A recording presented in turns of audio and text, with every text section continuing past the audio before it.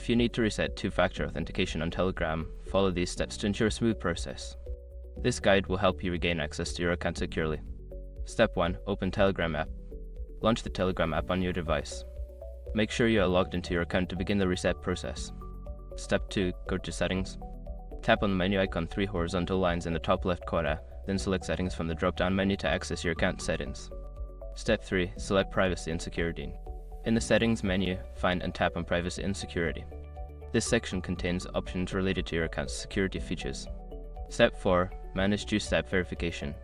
Scroll down to find the two-step verification option. Tap on it to access the settings where you can change or reset your two-factor authentication. Step 5. Follow the prompts. Follow the on-screen instructions to reset your two-factor authentication. You may need to enter your current password or verification code to complete the process. Once you have completed these steps, your two-factor authentication will be reset and you can set it up again if desired. If you encounter any issues, consider checking Telegram's help resources for further assistance.